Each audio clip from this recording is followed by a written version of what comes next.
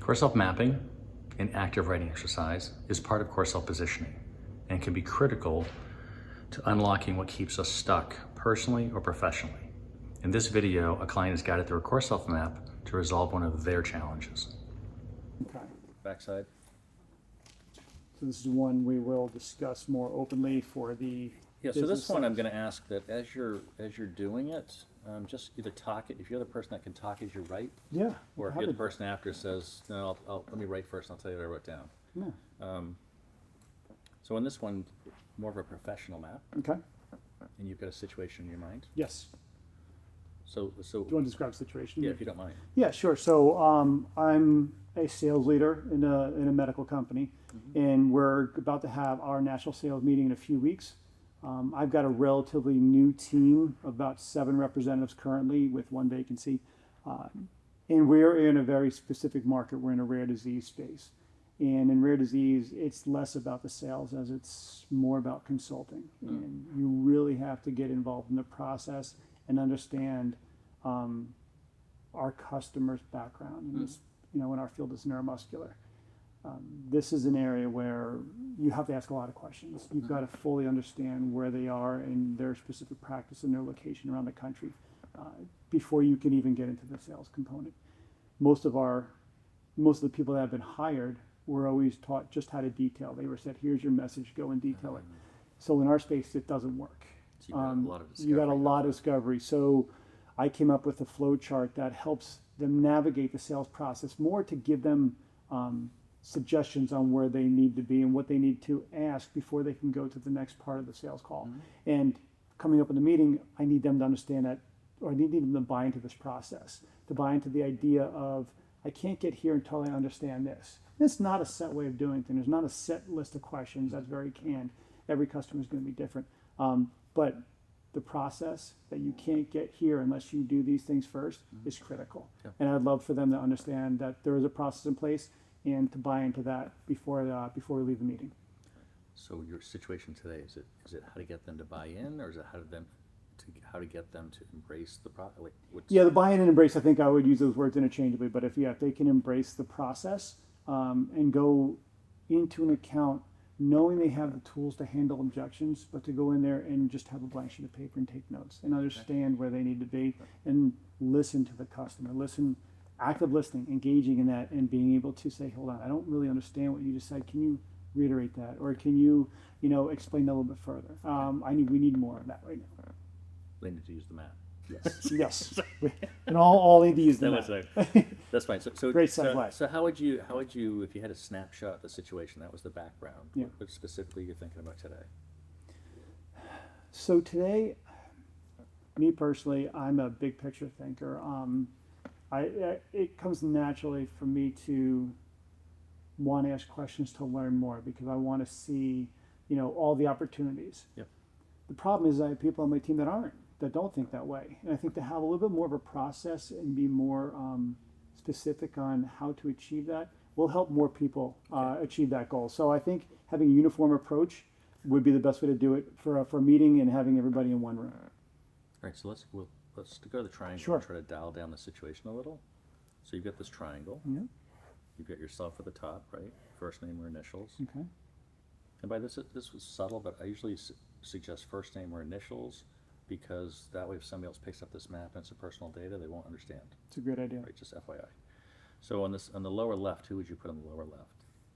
So is this where I would put my team, or Well, what we're how trying would to you do here is recommend we're triangulating out your situation. that? Okay. You're the manager, you're the sales manager, and this is what we were talking before. Is it a salesperson on the lower left? Is it a client on the lower right? You know what I'm getting at? Like, this is where we want to try to talk about what is the if we were observing the situation and documenting as a triangle, what's that look like? Make Well, sense? I'm looking at it as, because I think it will be between my team and the customer because ultimately that's what we're trying to pair. The reason why we're doing this is for them, so we can create that better partnership. So I think that would be a more So appropriate triangle. let me see, because I can hear my partner Jonathan on my shoulder. So in an ideal place, we would put one salesperson on the right and one customer on the right. Okay. If we can do that, that's probably the most effective. Yeah. There'll be times in life that one corner will be an event. Okay. So why don't we do this? Why don't I I'll take one of my new hires because I think if I can train them, pretty much the other people will follow suit. So why don't we take one of my new hires? So initials. Okay. All right. And then we'll have a customer that they're going to be calling on that we can use that as an example. So we can explain the sales process in a very simple format. That would make sense to use that. And then we can Yep. talk about big picture. Okay. Perfect. Wonderful. Okay. So like example, I wrote S1 for sales rep 1 and customer 1, but Got you it. know who they are. Yep. I've just got the initials for it. And so now we'll do the same thing we did before. When Okay. you think about these legs of the triangle as relationships, straight line, good, best, better. Yep. Squiggly conflict, dot, dot, dot is cut off or distant. And then the fourth option is a good relationship with occasional conflict. Okay. So between you and sales rep 1, Here. We're still learning, so that's okay. I put a line with the squiggly because I Yeah, think yeah. she's relatively new, so I'm still understanding her personality, her sales approach. That's good. between you and customer 1, I don't really know them that well, so then without knowing them that well, that was going to be more my dot dot dot. Yep. Okay. and then the guess of what the relationship will be between sales rep 1 and customer 1. I think she'd like to think it's a straight line, but I'm going to say that there's probably some intermittent gaps there. Good? Yeah. So now we're going to move over to the lower left. And you're going to ask yourself those two questions of, on a scale of 1 to 10, where am I now? I think they're hearing me, but they're not embracing it. So I'm going to go somewhere around a 5. Just put an X through the 5, that's where you are now. And then circle where you want to be. I mean, any improvement would be good. So, I mean, I'd like to get somewhere in the 7. I'd like to come in where I trust that they're doing it on a regular basis. Okay. So, yeah. So here, because this is our second or third map, I'm going to go a little bit extra. Yeah. We'll come back to it. Around the rim of that bottom circle are 4 words. One is the critic in us, the critical. Down below it, south is vulnerable. Okay. Left is rescue. And right is escape. So when you think about where you are now, I would just, if any of those words Well, resonate, just put a circle around the word. We'll come yeah, back to I'm it. going to say I feel like I'm rescuing a lot of people as a manager because I'm still responsible for the region. So if I see them kind of veering off, I'm like, let me come in and help. So I think I'm in the rescue phase. You're the Yeah, firefighter. yeah. You're the, I haven't you're escaped the yet. sales I EMC. haven't run just yet. So now we're going to move up to that top circle. Okay, And again, we're going to divide this into 4. So I just got it. put an arrow there. Yeah. And above it, so this is fun and interesting. I should talk aloud. Now, when we do the personal maps, one of the reasons we really do the personal map is because, and this will be good to salespeople, each of us comes with unique values and practices. That's how we hire people, because we're unique, right? Yep. The values and practices up here, we do that on the personal map, so you've already unlocked it. Yeah. What we're finding in organizations is there's this human nature to morph our values to be more in line with the company we work for. And it's a really interesting dynamic. It That's is. that's why we do the personal map, right? But here, so what are one of your values from a sales leadership standpoint? Or I think integrity is a big one for me. okay, so integrity would go above the line, and then below the line, you would just, there are 1 or 2 ways you practice integrity. So for me, it's doing the right thing when no one else is around. You know, I know that's a kind of cliche and everyone says it, but you know, if I want my team to understand this, then I've got to go out and do the exact same thing when I don't have one of them with me. Oh, you know, so Do the right thing when no one's looking. yeah. No, it's my dad used to paint and build decks in the summertime, and he used to come home and leave me the shutters. And I remember painting, the shutters. He'd come back. He's like, finish them. I'm like, yeah. He flips them over. He's like, give me the back. I'm like, who's gonna see the back? He's like, you do. And that was the first lesson to me. Like, just because someone else doesn't see it doesn't mean it doesn't exist. That's great. So that's where my lesson came from. So Great. So let's pick 2 or 3 other values. And here, even though it's a work environment, like, I mean, you coach lacrosse, you got kids, part of this is time management. Is the value parenting? Is it work-life balance? I mean, you would know. I still think leadership is a big thing. Okay. And I know, again, it's these big words and people kind of throw them around, but when you think about leading, I always say that leadership's a title earned, not given. And, when my team hired me, I'm like, I'm your manager today. I want to earn that title of, this is our leadership team. Like, Right. some people just say that. So I want my awesome. kids to see that. I want them to go and act like that way, act that way. When I'm coaching the young kids right now, like the same thing, you're given a chance to be a leader every day by choices. And I think that's why that's such a core So I value for me. capture it, leadership, Yeah. Okay. and you just said the way you should practice it, but like, with the team, with the kids, right, with children, Yeah, it's choices. choices. Perfect. And can we let's grab one more on the way by. Sure. My faith is big for me. That definitely helps me steer my decision making. So Awesome. that's always important for my background. And let's just list a practice or two. Yeah, practicing. I think that's treating others as you want to be treated is always a good rule for that one.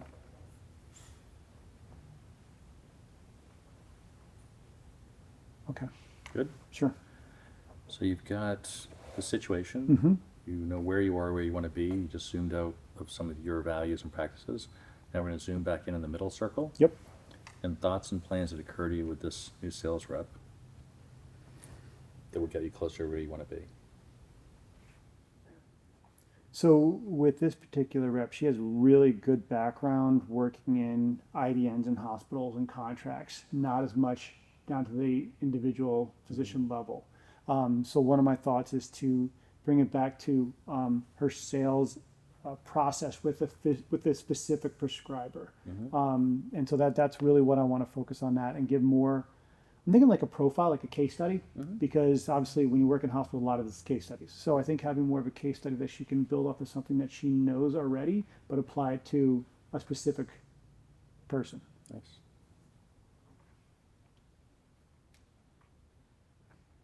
The other thing, she's actually very talented with her disease state background. So she's one of the few people on my team that's actually taken the same exams as neuromuscular fellows. So she's been pretty well trained. So I think also using that to help educate the rest of my team, to show some leadership for her. I think bringing that back into a core value, giving her a leadership role.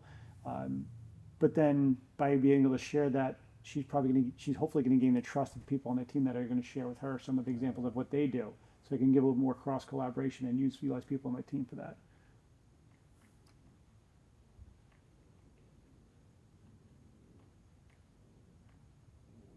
So is that leveraging her skill set, or is that like a little bit of cross training? It's leveraging her skill set and some cross training. But when I just said that too, it's also me being in the field with her and sharing with her what those conversations actually sound like. Because she's been entrenched in other conversations for a long time. There's part of me that I have to lead by example with her as well. That's awesome.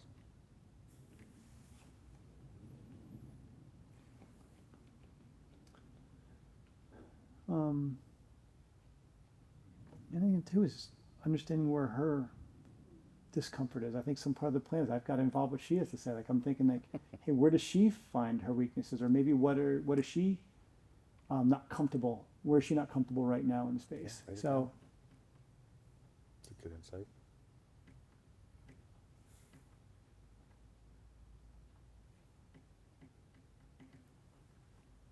and a regular touch point. I think one of the things too is that I'm doing with her and what I want to do with the rest of the team is having an actual regular cadence. So we can communicate and be able to stay on top of business plans and discussions. Yeah. Okay. So before we leave here again, either collectively or individually, on a scale of 1 to 10, your level of certainty. If I did this thing, I feel pretty good that it would move me closer to where I want to be.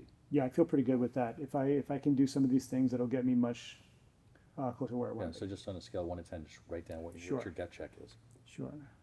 So I think I'm somewhere around an 8 with that one. Good. So now we're going to move back up to the situation, Okay. and you can do the brief recap. Brief recap of all these things going on in your head at the same time. Good luck with that. Take your but sure. time. This is where writing it down helps tremendously. Pick the middle circle in your mind. That's-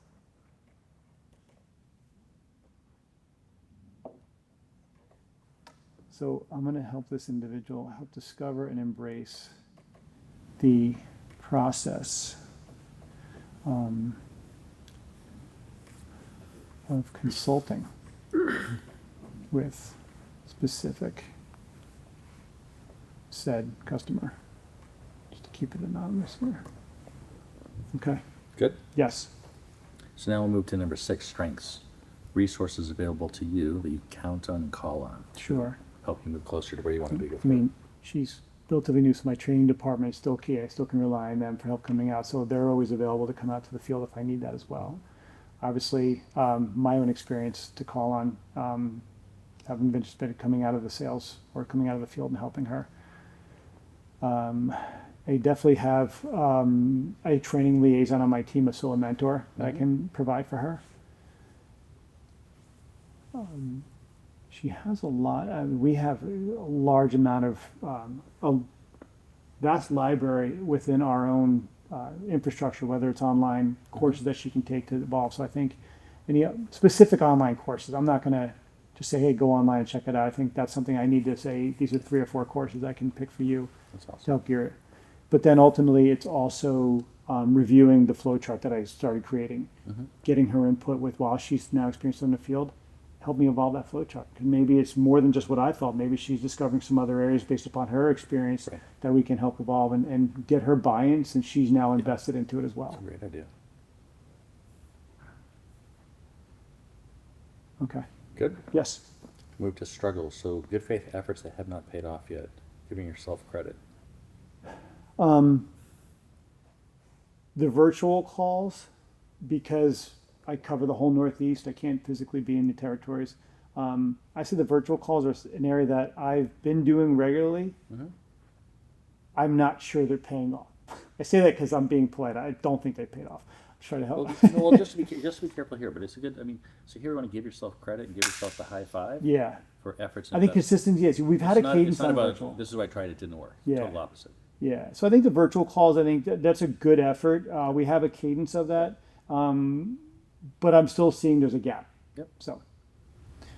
And not to plug CoreSelf Mapping, but being here today and sharing this, it's a good faith effort. Yes. You don't. It's giving you ideas. You're brainstorming, and you're taking the extra time to think about how to make that relationship better. Well, and just because you brought that up, I mean, my team is an extension of me. You know, just like your kids are an extension of you and your family. So what they're doing out there is a direct collision of how I'm trying to lead this group. And my background is that when I'm out of this position, like I would want to leave a legacy and say, hey, look back and say this is stuff that I created. So that's why this is important for me, and I want them to have the same pride. And in all transparency, my team and ourselves, like you said in the beginning, we always take on the values of what our company is. We created our own missions and values for our team because I want it to be our own. I want them to own it and be part of that. So I know that they're bought in on that, but to get to here, this is a great next step. Good. So I'm also setting up times and the hard challenges of where she's located. Again, keeping it a little bit anonymous. It's not always easy because things always come up in our space. You wake up and things can change. So we have tried to have more in-person visits due to other things that have come up. I just unfortunately haven't been able to get there. So, and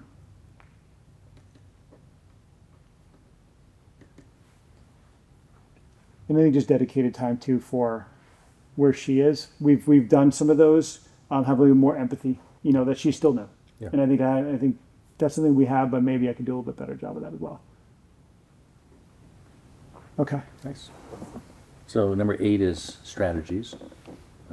Strategies that come up based on all the things we've talked about, where you are, where you want to be, your values, your thoughts and plans, any strategies that come up as a potential best next step. Yeah, and one of them is immediate, is that I do plan on being with her in the field next week for 2 of the major calls, and one of them is on that triangle. So that is happening actually immediately. So it's great that that's time stamped and we can hold to it. And I've already blocked out my other stuff. I did a better job with this one, is that I actually clear out the rest of my calendar. I'm like, all right, guys, I'm here now, so you can't bother me. You're all just changed my interview schedule too. So yes, that's one of them. Setting her up for success going into our meeting. We also just did a business plan review. So she has already sent me her plan. We actually just did a one-on-one virtual call reviewing her plan, getting that polished so she's more specific in what she's looking for the customer. So that has been accomplished, which I'm happy about. But we're still, business plans are always evolving. But then to personally reintroduce the flow chart.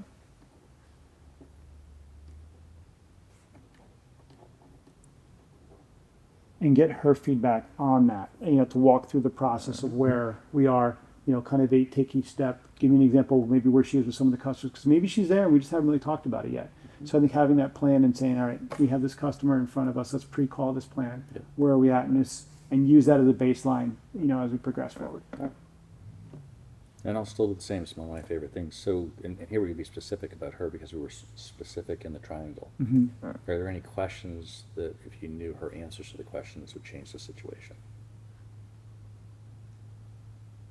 Yeah, I think if I were able to address some of these questions and have her be a little bit more specific about where her struggles are, or where she's Right. hung up, yeah, it would be a little bit easier to kind of say, okay, I can focus just on this instead of kind So of casting I a would net. record it. I mean, we all know, we can always guess what our customers want, but if we ask them, sometimes it's a little easier. Yes.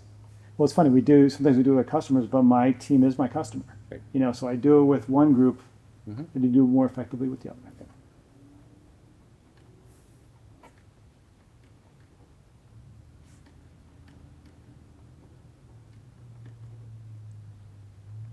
Okay. So two last things, less bonus round. So if there's one strategy that, or best next step that highlights over the others, just put a check mark or circle it. Okay. And back to the bottom circle, if you've moved any, put a square around. If you've moved any closer where you wanted to be after a result of the math, just put a square around that number. Yeah. I mean, just because we're dealing with another person and we don't know yet, I think I can definitely go one step closer. So I'm going from a 7 to an 8, going to what I trust and what I feel more comfortable going with a plan of action when I meet with her next week. So what's interesting, you're the first person I've ever seen. You had a 5 to a 7, and you actually went to an 8. You went Yeah. above where you wanted Yeah. to be. Yeah. It's kind of cool. Yeah. So the only bonus round I would say here now, so this is good and it works. There's another in this top circle, which is kind of fun. Outside of the circle are expectations of others. Don't know yet or confirmed it, but that's, I think, part of why people morph their values to try to be more like the company's Mhm. values. And then between this outside circle and here is expectations of self, which is usually the place we'll beat ourselves up the most before anybody else gives us an excuse. Interesting. See, one of the places, I say, one of the values of work is when we started this a long time ago, we put the core values of the company out here. Mm-hmm. And after we were done, we'd say, on a scale of 1 to 10, how did their core values resonate with your values? And if a value wasn't resonating, we'd go back to the company and say, this isn't resonating. It's either they don't understand why it's a value, Mhm. or maybe it's the wrong value. Yeah. Be careful on that second one. That's how we found out that people will morph their values with people. So we had to take it off. Yeah. Now we do it in the end as a poll anywhere. We say on a scale of 1 to 10, how do these values resonate with you? Yeah, and I can agree 100% with that because a lot of it is, how the public views what their values are, and they put it down because of what it looks like on a giant billboard as you walk into their Yeah. headquarters, but it doesn't really mean anything when you get to the, Right. to the lower levels. And when you have an organization that has thousands of people, Yeah. people don't always see that. They can't grasp it. So I think that's why it's important. There's very few times I'll say sometimes leadership's from the ground up. A lot of it does start with the people on the team and saying, what do you envision? What do you want to be part of? What kind of team do you want to be part of? And it's been cool to see that elevate, see the people really come to those concepts and say, you know what, those values used to be just a word before, but we've made it into reality. Right. And I think that's what I'm most proud of, and that's what I want to see continue, happen. But the fact that you recognize that and you bring it to the attention, I think is critical because not enough people do that. That's awesome. Well, good. Well, good. Good. Great session. Sounds like they're lucky to have you. So. This is fantastic. No, I'm happy to be here and go through something like this because anytime that I can improve, this is after 26 years of going through sales and a whole lot of different training, I've yet to see something like this that can actually take something that's specific to me and make it better. That's awesome. Thanks. So, good. Thank you. I My appreciate pleasure. it. Awesome. Thanks Thank for having you. me. This is yours too. Oh, great. Thank you.